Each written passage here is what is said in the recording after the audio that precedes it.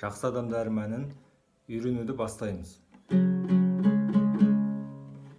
Бірінші міне, бесінші перне.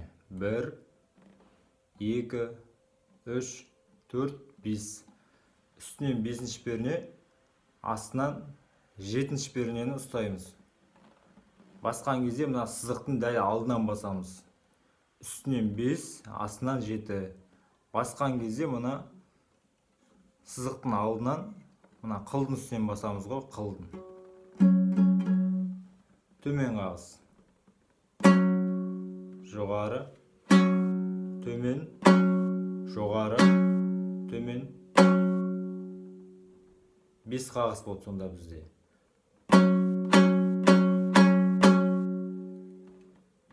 Санаған кезде үстінен мынау бірінші перне болады. Бірінші 1, 2, 3, 4. Жақыннан көрсетейін. 1, 2, 3, 4, 5. Міне.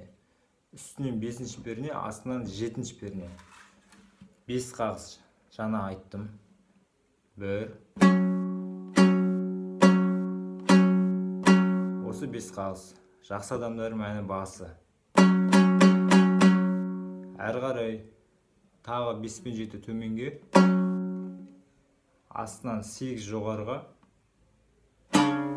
қайттан 5 пен 7 төмен, сосын 5 пен 5 жоғарыға, сосын астынан 3-ші перне төменге. 1, 2, 3. Қосылған кезде бұлай болды.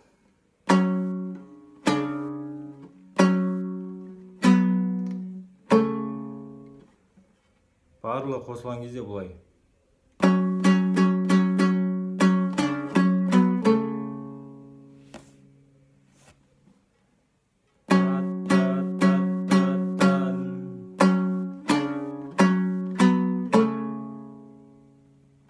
Әрі қарай 5 пен 5. Бұл жерде де 5 қағыз. 5-ші қағызға мына 5 пен 7.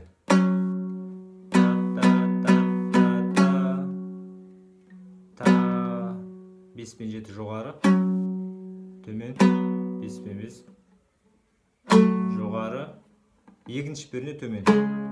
Сонда бұлай 5 пен 5-ке бірінші 4 қағыз, сосын 5 пен 7 төменге, 5 пен 5, 5 пен 3, 2. Қосылған кезде бұлай болды. Жақсы әуен шықты қосылған кезде. Ал енді басынан өшшеге дейін көрсетейін.